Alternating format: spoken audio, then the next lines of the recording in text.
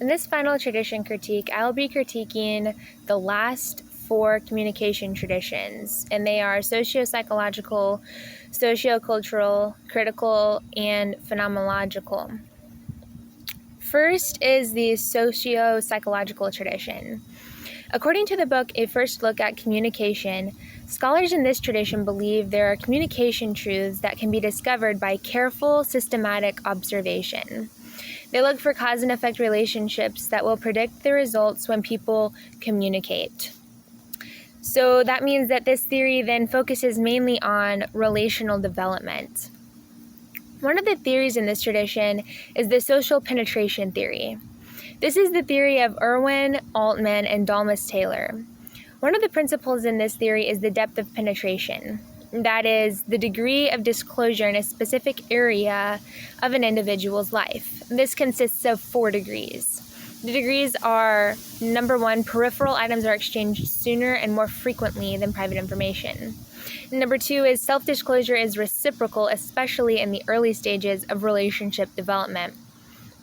Number 3 is penetration is rapid at the start, but slows down quickly as the tightly wrapped inner layers are reached. And number 4 is depenetration is a gradual process of layer by layer withdrawal. All of this shows us that friendship takes time to develop. One has to be able to trust the other person. There is another theory in this tradition, and that is the uncertainty reduction theory. This was one put together by Charles Berger. He possesses an axiomatic theory. An axiom is a self-evident truth that requires no additional proof. In this theory, there are 8 axioms. They are verbal communication, nonverbal warmth, information seeking, self-disclosure, reciprocity, similarity, liking, and shared networks. These are the steps in which a friendship is often developed. So these are the 2 theories that make up the socio-psychological communication tradition. As far as a worldview goes, according to this tradition, prime reality is systematic observation of the world around us. That reality is mainly discovered through relationships, and building lasting friendships is the goal in the end. While observation and friendship building are good things, they can still lead a person astray if they are based off man's ideas.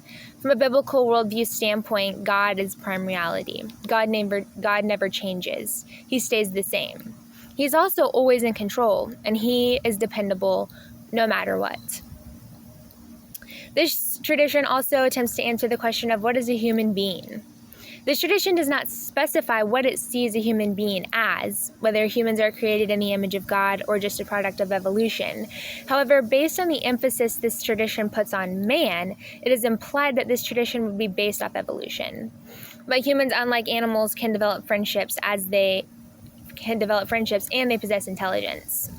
Of course, from a biblical worldview standpoint, man is created by God, made in the image of God, and therefore possesses the ability to think and do all sorts of other things because of that. This tradition also answers the question of what personal life-orientating core commitments are consistent with this worldview. The development of friendship is the main goal of this tradition. It is committed to developing relationships. The end goal is to allow people to communicate more effectively and get along better with the people around them. And that isn't a bad thing to want to have happen, but detached from Christ, it won't really lead anywhere. One must first believe in Jesus Christ and be friends with him before creating other friendships here on earth. Now we're moving on to the socio-cultural tradition. The socio-cultural tradition is based on the premise that as people talk, they produce and reproduce culture. Edward Safire and Lee Worf created a hypothesis when it comes to this tradition. Their hypothesis is that of relativity in language. They claim that the structure of language shapes what people think and do, the social construction of reality. Therefore, this tradition states that language is the main drive. It is important what types of styles and language are used because this is how people communicate. It will have an impact on the things people will believe in and act on. This tradition deals with the studies of Stuart Hall. Hall says that there is a difference between culture studies and media studies. The difference is ideological. Ideologies are the mental frameworks different classes and social groups deploy in order to make sense of the way society works. This concept of culture studies deals with Karl Marx's idea of the haves and have-nots. It blames mass communication for this. There are 5 factors that Hall says affect what kind of news people select. The 5 factors are the source of news, individualism, ethnocentrism, democratic process, and objectivity. This is all to say that news has an impact on how individuals think. It goes back to the idea that language shapes what people think and do. The language of the media is going to cause people to think in a certain way. When it comes to the worldview of this specific communication tradition, this tradition deals with a lot of culture and media. In fact, it would say that culture and media is prime reality. It involves studying how media influences the culture and how to fix cultural problems. It is a mass media communication that causes all of man's problems. Being somewhat based off Karl Marx's theory, this tradition is very man-centered. There is no room for God. I would go as far as to say that this theory does not believe in the sinfulness of man. That is because if it did, man's sinfulness would be the main problem in society. A biblical worldview is in opposition to the concept of this tradition. Biblical worldview says that God is prime reality and He is in control of the whole universe. A biblical worldview also says that man has sinned, and God sent His one and only Son to the world to save us from that sin. This tradition also answers the question of what is a human being. It suggests that human beings are a part of social classes. Humans don't have a lot of worth in this theory. I would say that this tradition fully supports evolution.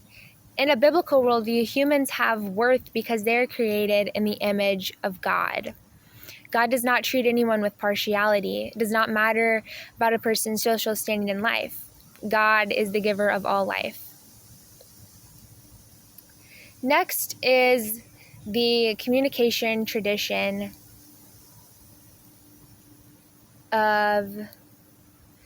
is the critical communication tradition. According to the book A First Look at Communication Theory, the term critical comes from the work of a group of German scholars known as the Frankfurt School, because they were a part of the Independent Institute for Social Research at Frankfurt University. The critical tradition consists of 3 parts. They are the control of language to perpetuate power imbalances, blind reliance on the scientific method, and uncritical acceptance of empirical findings, and the role of mass media in dulling sensitivity to repression. One theory in the critical tradition is the cultivation theory, which George Gerbner constructed. This theory has to do with communication and language in media. The theory consists of 3 prongs.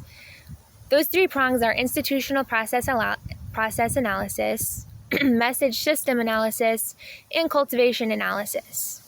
The first prong, institutional analysis, consists of researching behind the scenes of media organizations in an effort to understand what policies or practices might be lurking there. The second prong, message system analysis, involves careful systematic study of TV content, usually employing content analysis as a research method.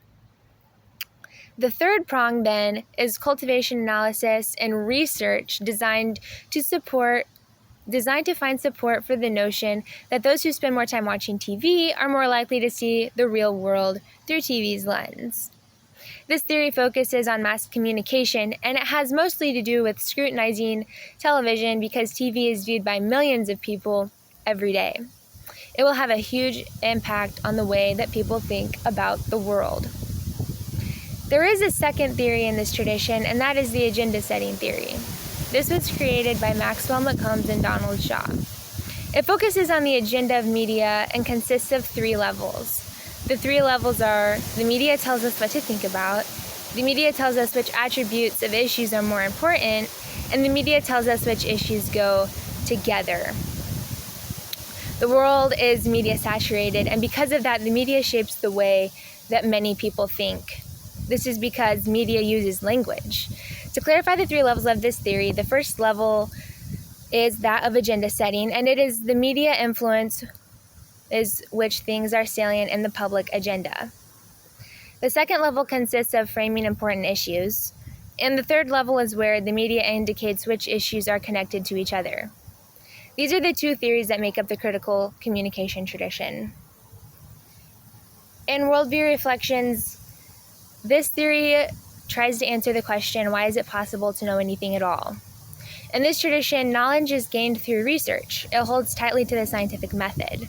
It also holds language in high regard. Therefore, this tradition believes that it is possible to know anything by doing research, studying language, and using the scientific method.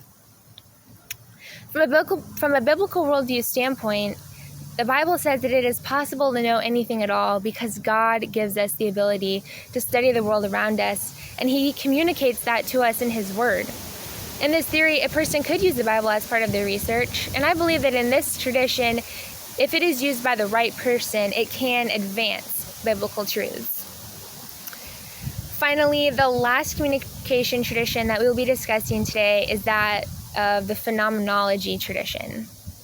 This tradition is humanistic, which means it focuses on man and not on the God of heaven and earth. Phenomenology is intentional analysis of everyday experience from the standpoint of the person who is living it. It explores the possibility of understanding the experience of self and others. This tradition focuses on the self and the self alone. Man's ideas are supreme, and God is left out of the picture. An individual's ideas are more important than facts or research. One theory in the phenomenological tradition is the standpoint theory. In this theory, it is based on a standpoint that is a perspective achieved through critical reflection on power relations and their consequences that opposes the status quo. The theory consists of local knowledge, strong objectivity, and intersectionality. Local knowledge is knowledge situated in time, place, experience, and relative power, as opposed to knowledge from nowhere that's supposedly value-free. Strong objectivity is the strategy of starting research from the lives of women and other marginalized groups, which upon critical reflection and resistance, provides them with a less false view of reality. Finally, intersectionality is all the aspects of a person's identity that are intertwined, mutually constituting each other. So this theory focuses on the fact that individuals, regardless of their standing in life, deserve a voice. A person should do whatever it takes to find their voice in life. But also this theory is based on personal experience. That goes with what I said earlier about the tradition being focused on the self, man's ideas, and man's experiences. It is all centered around man and what he thinks is best for himself.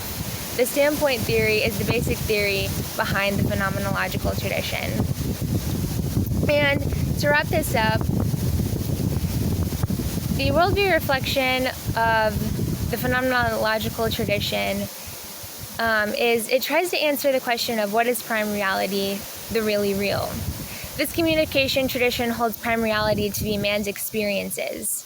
There's a quote from Carl Rogers in the textbook that says, "Neither the Bible nor the prophets, neither Freud nor research, neither the revelations of God nor man can take precedence over my own direct experience." It is clear to see that the belief in this tradition is in direct contrast to a biblical worldview. A biblical worldview would say that the God of heaven and earth is prime reality, and He determines the ultimate say. He has the ultimate say in everything that we do.